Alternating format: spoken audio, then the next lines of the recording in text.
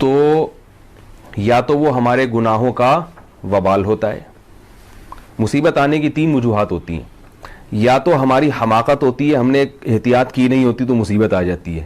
اب آپ کے اعمال کتنے ہی اچھے ہوں, کبھی کوئی زندگی میں گناہ نہ ہو, سیٹ بیلٹ باندھے بغیر آپ گاڑی چلا رہے ہیں اسپیڈ میں, تو ظاہر ہے کہیں بھی بریک لگانی پڑے گی تو آپ دھڑام سے شیشے سے باہر جا کے نکلیں گے. اب آپ کہیں گے یار شاید مجھ سے کوئی ایسا گناہ ہوا ہے ماضی میں جس کی مجھے سزا ملی ہے. آپ سے گناہ کیا ہوا؟ اچھا آپ سے گناہ کیا ہوا کہ بھائی جب سیٹ بیلٹ ہے, نہیں آ رہی میرا خیال ہے بات, تو بے احتیاطی بھی تو ایک جرم ہے نا, اس کو لوگ جرم سمجھتے ہی نہیں ہیں. تو جب ایک قانون ہے اور ایک لگی بھی ہے تو کتنا ٹائم لگتا ہے یہاں سے یہاں کھینچ کے اس کو لگا دو یہاں پہ. لیکن لوگ کہتے ہیں یار یہ کیا ہے, بس جب آنی ہوگی تو کہتے ہیں نا جب آنی ہوگی تو آ جائے گی. اور جو قبر یعنی جو رات قبر میں گزرنی ہو تو قبر میں گزرے گی, تو ہمیں تھوڑی پتا کون سی رات قبر میں گزرنی ہے بھائی, اس لیے ہمیں تو احتیاط کا حکم ہے نا شریعت میں.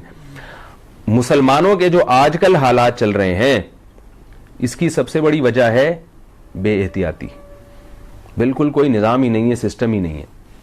تو اس کو پھر ہم کیا لے کے جاتے ہیں کہ ہماری بدعمالی ہے. تو یہی بدعمالی بہت بڑی بدعمالی ہے کہ آپ کسی چیز میں احتیاط نہ کریں, اور بعض دفعہ پوری احتیاط کے باوجود بھی حادثہ ہو جاتا ہے. اس کی 2 وجہ ہوتی ہیں, یا تو اللہ ماضی میں کسی گناہ کی سزا دنیا میں دے دیتے ہیں. رسول اللہ صلی اللہ علیہ وسلم نے ارشاد فرمایا ان اللہ اذا احب قوما عجل له عقوبتهم فی الدنیا, اللہ جب کسی سے محبت کرتے ہیں نا تو دنیا میں ہی سزا دے دیتے ہیں اس کو, کیونکہ آخرت کی سزا بہت سخت ہے. تو آپ سے کوئی گناہ ہوا ہوتا ہے, آپ نے توبہ نہیں کی ہوتی اور اللہ اس پہ سزا دے دیتے. لیکن یہ جب ہے جب توبہ نہ کی ہو. اگر کسی نے سچی توبہ کر لی گڑ گڑا کے اللہ سے, صحیح جسے توبہ حقیقی معنوں میں توبہ کہا جاتا ہے, وہ والی توبہ کر لی تو پھر اللہ اس کی سزا نہ دنیا میں دیتے ہیں اور نہ آخرت میں دیتے ہیں. اور بعض دفعہ ایسے ہوتا ہے کہ کوئی گناہ نہیں بھی ہوتا پھر بھی حادثات آتے ہیں, وہ درجات کو بلند کرنے کے لیے, کیونکہ اللہ کا نظام ہے کہ راحت اور سکون حقیقی معنوں میں صرف جنت میں ہوگا. دنیا میں ایسا نہیں ہوتا کہ آپ کو ساری چیزیں دنیا میں مل جائیں, یہاں غم بھی آئیں گے. یہاں پیغمبروں پہ ایک صاحب مجھے کہنے لگے کہ میرے ساتھ اتنا بڑا حادثہ ہو گیا, حالانکہ میں تو نماز بھی پڑھتا ہوں اور میں تو داڑھی رکھتا ہوں اور میں تو والدین کا بھی خیال کرتا ہوں, یہ کیا ہوا؟ میں نے کہا یعقوب علیہ السلام کے ساتھ کتنا بڑا حادثہ ہوا تھا, پتہ ہے نا کیا ہوا تھا؟ بچہ گم گیا تھا, اور سب سے محبوب ترین بچہ گم گیا. ساری زندگی روتے رہے. تو کیا اللہ کے پیغمبر سے کوئی جرم ہوا تھا کیا؟ کچھ بھی نہیں تھا. لیکن ان یعقوب علیہ السلام نے صبر کیا, اس کی وجہ سے یعقوب علیہ السلام کا کتنا بڑا مقام کہ پوری سورہ یوسف نازل ہوئی ہے اور اس میں یعقوب علیہ السلام کی دعائیں اور ان کا صبر اللہ نے بیان کیا ہے. اگر یعقوب علیہ السلام کو وہ مصیبت نہ پہنچتی تو کیا یعقوب علیہ السلام کو ہم اس طرح سے جانتے جیسے اب جانتے ہیں, اور ان کے وہ درجات, اور ان کے بیٹے کو اللہ نے نبی بنایا اور مصر کا بادشاہ بنا دیا.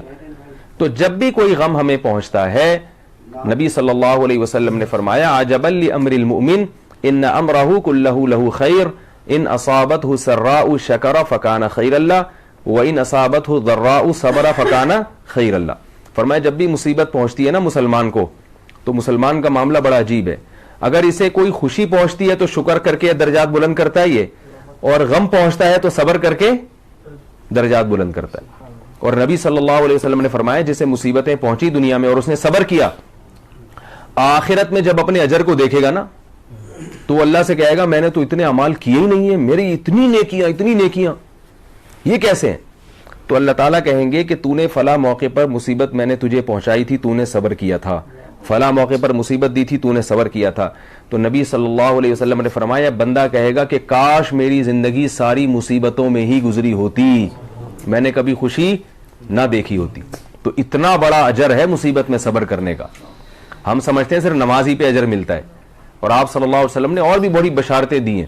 ان اللہ مع الصابرین ہے نا قرآن مجید میں, کہ اللہ صبر کرنے والوں کے ساتھ ہے.